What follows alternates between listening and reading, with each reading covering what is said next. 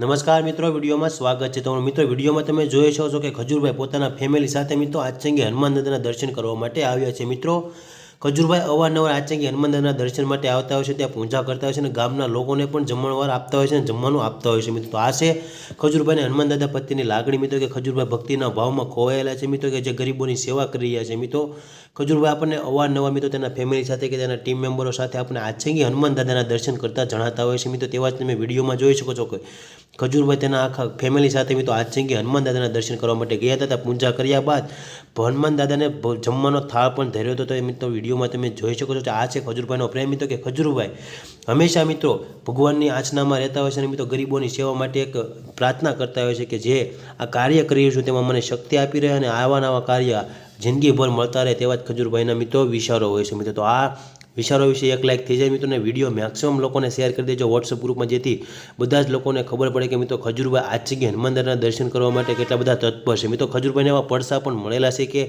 ખજૂરભાઈના ભાઈના વિઝા નહોતા થતા, પણ ખજૂરભાઈએ જે હનુમાન દાદા પાસે યાચના કરી ત્યારબાદ તેના મિત્રો વિઝા મળી ગયા. જેથી ખજૂરભાઈ ખૂબ જ હનુમાન દાદા આચંગીને માને છે. મિત્રો, તે વિશે તમારું શું છે કોમેન્ટ બોક્સમાં જરૂર બતાવજો. વિડીયો મેક્સિમમ વોટ્સઅપ ગ્રુપમાં શેર કરી દેજો.